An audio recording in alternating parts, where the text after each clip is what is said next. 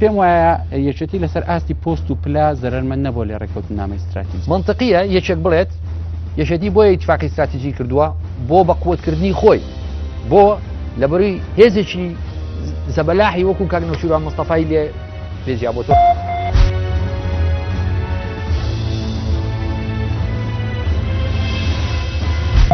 ئەگەر من پۆستێکیشم وەرگرت پێ مقابل بە پۆستێکی پارتی بەڵام جونگە ئەساسیەکانی ئەم پۆستانە لە لای پارتی دیموکراتی کوردستان ئێمە هیچ دەرێکمان لە یەکێتی نیشتیمانی کوردستان نایەوە. بەهۆی ئیتفاقی استراتیژی یەکێتی بووتە هۆی لە دەستدانی شوناسی خۆی. اتفاقەتی استراتیژی بینی ئێمە و یەکێتی نیشتیمانی کوردستان ماوە هەتا ئەو ڕۆژەی بەڕەسمی ینی بە فەرمی لەلایەن مەکتەبی سیاسی ئەو کەسانی بریندارن بە شەڕی ناوخۆ چارەسەری برینمان نەکردووە.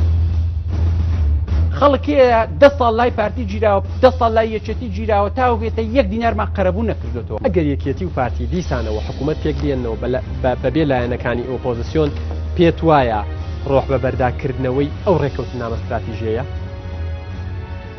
دوو جار بیر بکەرەوە شەوی دووشەممە کاتژمێر 8:30 لە NRTO پێشکەشتان دەکرێت.